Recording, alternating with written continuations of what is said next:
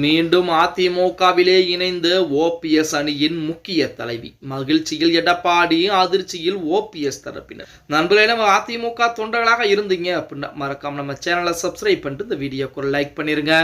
அனைத்திந்திய அண்ணா திராவிட முன்னேற்ற கழகத்தை பொறுத்த வரைக்கும் நம்ம அனைவருக்குமே தெரியும், தற்சமயம் எடப்பாடி பழனிசாமியின் வசம் முழு அதிமுகவும் வந்துவிட்டது அப்படிங்கிறது. அதாவது ஓபிஎஸ் மட்டும்தான் மிகப்பெரிய இடைஞ்சலாகவும் இடையூறாகவும் பல வழக்குகளையும் தொடுத்து வைத்திருந்தார். இன்று அவர் திமுகவிலே மாறிவிட்டார். அதன் காரணமாக அவர் தொடுத்த வழக்குகள் அனைத்தும் காலாவதியாகிவிட்டது அப்படின்னே கூட சொல்லலாம். அதாவது உண்மையான அதிமுகவினர் யார், உண்மையான அதிமுக தொண்டர் யார், அதிமுகவுடைய உண்மையான ரத்தம் யார் உடம்பிலே ஓடுகிறது என உங்கள் அனைவரும் உங்களுக்கே தெரியும். சமீபத்தில் நடந்த நிகழ்வு தான் அதை எடுத்து காட்டி இருக்கிறது அப்படின்னே கூட சொல்ல. நான் தான் உண்மையான அதிமுகவினர், என் பின்னால் இருக்கக்கூடிய நபர்கள் தான் உண்மையான அதிமுக தொண்டர்கள், எங்களுக்குத்தான் இரட்டை இலை சின்னம் வேண்டும் என சொன்னவர் தான் நமது ஓபிஎஸ் அவர்கள். ஆனால் இன்று நமக்கு அதிமுகவிற்கு எதிராக இருக்கக்கூடிய திமுகவிலே இணைந்து விட்டார் அப்படிங்கிற தகவல் நம்ம அனைவருக்கும் தெரியும். அவர் திமுக இணைந்த பின்பு அவருக்கு முக்கியமான ஆதரவுகளை கொடுத்த நபர்கள் பூரா அதிமுகவிலே இணைந்துகிட்டு இருக்காங்க. ஏனால் இதுவரைக்கும் ஜெயலலிதா அம்மையாரையும் எம்ஜிஆரையும் தான் தெய்வமாக கையெடுத்து கும்பிட்டோம், இனிமேல் கலைஞரையும் ஸ்டாலினும் என்னால் கும்பிட முடியாது என நினைத்தவர்கள் தற்சமயம் அதிமுகவின் பக்கம் வந்து கொண்டுதான் இருக்கிறார்கள் அப்படின்னே கூட சொல்லலாம். ஓபிஎஸ் திமுக இணைந்ததற்கு பதிலாக அரசியலை விட்டு ஓரமாக ஒதுங்கி இருந்தாலும் கூட ஒரு நற்பெயர், ஒரு பெயரோடு இருந்திருப்பார். ஆனால் இன்று திமுகவிலே ஒரு சாதாரண ஒரு தொண்டனாக இருக்கிறார் அப்படின்னு அது அடுத்த கட்ட பிரச்சனை. இப்படிப்பட்ட ஒரு சூழலில் ஓபிஎஸ் அணி, ஓபிஎஸ் திமுக இணைந்தாலும் அவருக்கு ஆதரவாக இருந்த பலரும் எதிர்நிலைப்பாட்டிலே இருந்து வர்றாங்க. குளத்தூர் கிருஷ்ணமூர்த்தி, வெல்லமண்டி நடராஜன் உள்ளிட்டோர் அதிமுகவிலே தன்னை கலகடிப்பு இணைச்சிருக்காங்க.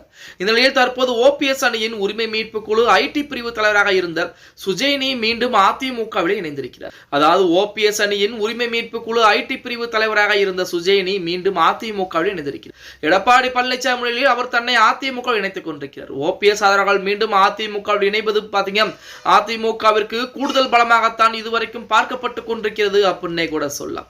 எது எப்படி இருந்தாலும் அதாவது 2026 சட்டமன்ற தேர்தலில் அதிமுகவிற்கு மிகப்பெரிய வெற்றி வாய்ப்பு என்பது இருக்கிறது. நாளுக்கு நாள் தொண்டர்கள் எண்ணிக்கை என்பதும் அதிகரித்துக் கொண்டே இருக்கிறது. அதே போல மற்ற கட்சிகளாகட்டும், சின்ன சின்ன அமைப்புகளாகட்டும், ஜாதி ரீதியான அமைப்புகளாகட்டும், இவை அனைத்துமே அதிமுகவிற்கு மிகப்பெரிய ஆதரவுகளைத்தான் கொடுத்துக்கிட்டு இருக்கிறது அப்படின்னே கூட சொல்லலாம். 234 தொகுதியில் எந்தெந்த தொகுதியில் கூட்டணிக்கு என ஒதுக்கிவிட்டு மீதம் இருக்கக்கூடிய தொகுதியில் வேட்பாளர்களை சரியான முறையில் களம் இறக்கினால் கண்டிப்பாக வெற்றி வாய்ப்பு என்பது இருக்கிறது. மக்களுக்கு யார் நல்லது செய்வார்கள் என மக்களுக்கு தெரியும்.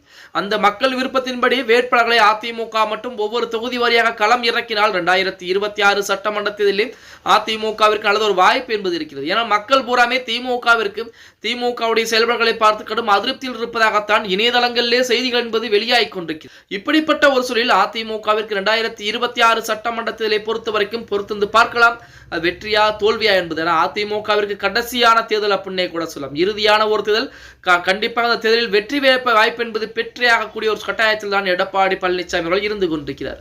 ஓகே, வீடியோ பிடிச்சிருந்தா மறக்காம லைக் பண்ணுங்க. அப்படி நம்ம போடக்கூடிய வீடியோ பத்தின கருத்துக்களை கீழே மறக்காம கமெண்ட் பாக்ஸ்ல பதிவு நண்பா.